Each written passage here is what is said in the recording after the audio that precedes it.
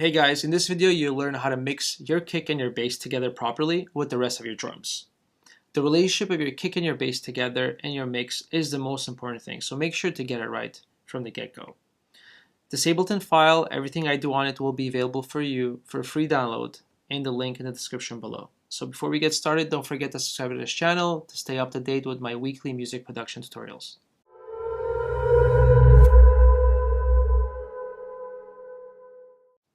In this tutorial, I'll go over different EQing and compression techniques for the kick, the bass, and the remaining of the drum sounds as well to create a nice harmonious and balanced mix. I'll also add different effects to make sure that the whole groove sits properly in the mix. So let's get started. Right here, I have a groove that I've created. It's a very simple one, over 9 bars. Let's quickly check it out.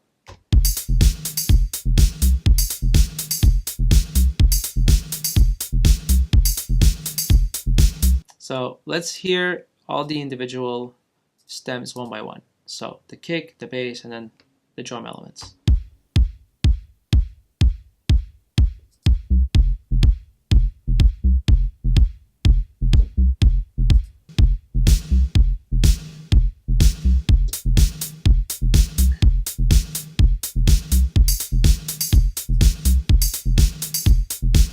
So it's a cool groove.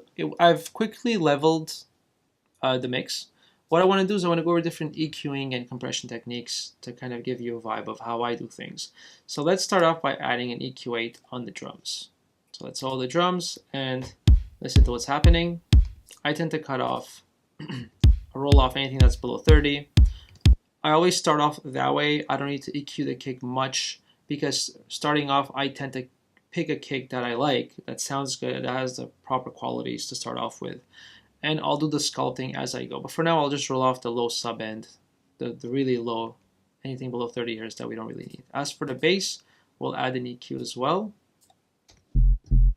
For now, I'll do the same.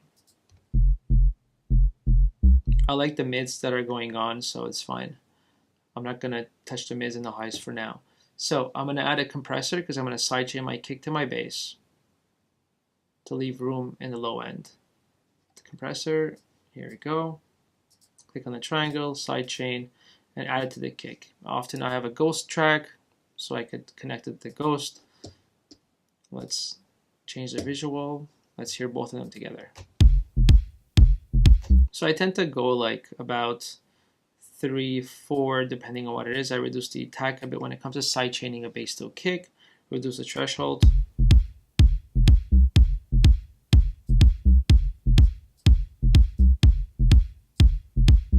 This sounds about right.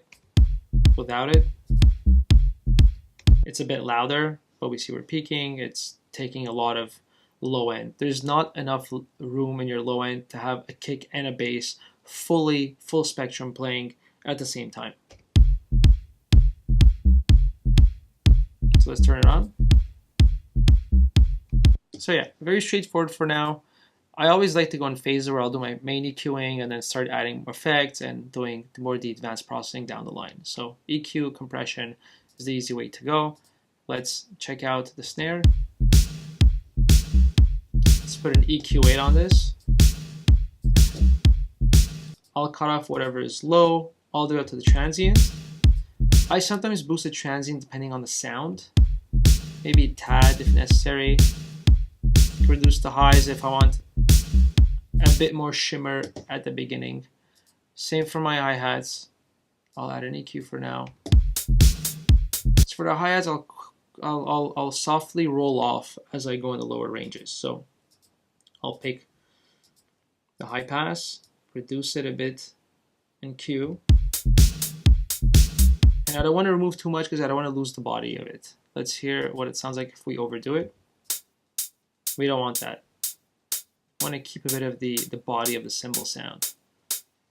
Cool thing you could do for perky bass type of sounds is in your mode, go from stereo to mid sides.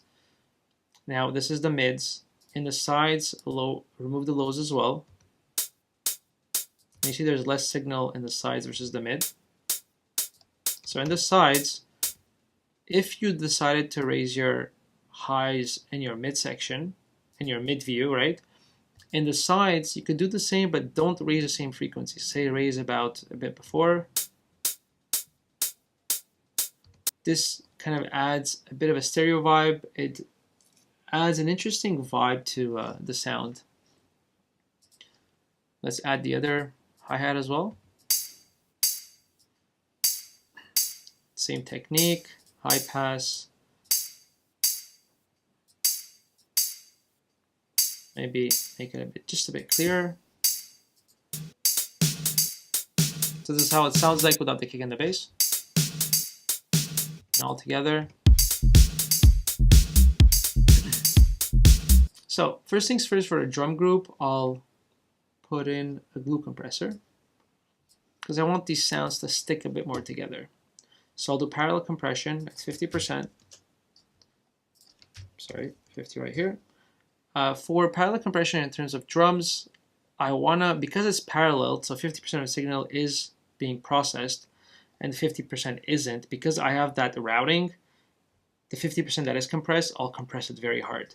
So it tacks right away down to 0, so whatever compression, whatever transients, loud transients there are, let's say in the snare hits or the hi-hats, gets pretty much squashed.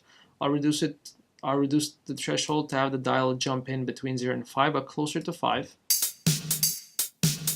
About this point, and I'll just do a makeup gain. I'll then add some sort of reverb. I love the Valhallas, vintage verb, something roomy. It's right here. It's a large ambient room. Add a bit of pre-delay. Pre-delay means that the signal is going through, and the delay, in this case the reverb, is kicking in this many seconds afterwards the signal goes through. So you get a bit of the transients in first. I tend to put an EQ afterwards, an EQ 8, just because light on processing, it does a pretty good job. Sometimes when you go through different processing, you might have some added frequencies. You want to make sure that once you reach this point, that your lows are clean, and you might then altogether add a specific type of EQ on whatever region you want. There's a bit of lows happening there, which is unnecessary information. I'll leave it as is. Maybe it's a bit bright. That's fine as is. And what I tend to do on my drums right now is add a very slight sidechain compressor, just so things bounce a bit more. Let's plug it to the kick or the ghost if you have a ghost going on, which you should in most cases. And we just want it to pump, not as much as the bass, but just a bit.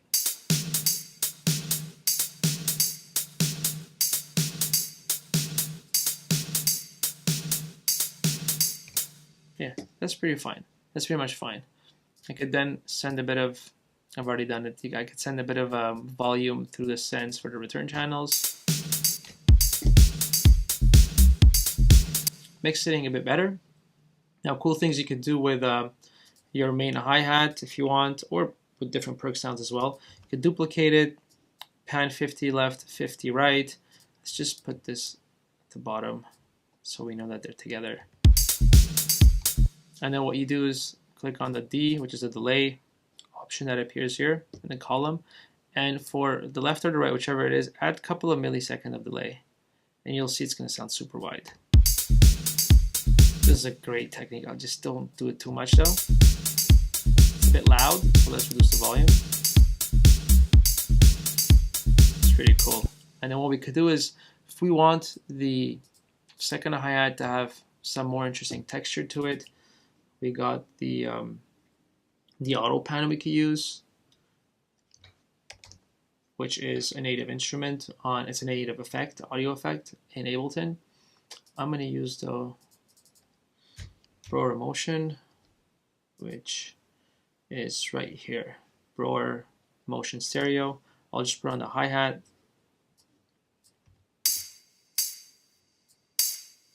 So if you're listening to this on headphones, you see how it's rotating around your left and right ear. So this might be a bit wide, so I would tend to reduce the width on both different panners, right? This is a great panner to have. You could do so much. There's amazing presets you can go through. Reduce the depth a bit. See that it's bouncing around. With the whole mix though, maybe it's a bit too much.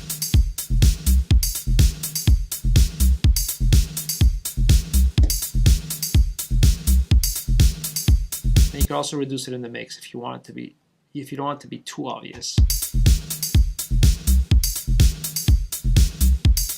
So definitely creates a really, really awesome vibe.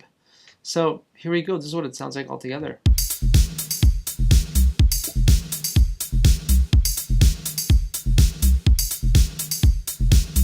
So that's about it, guys. If you have any questions, just drop them in the comment below. And as I said, this session will be available as a free download in the link below in the descriptions.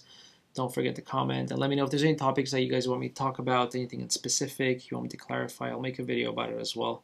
Don't forget to like the video, share it with your friends, and subscribe to my channel if you haven't done so. See you guys soon.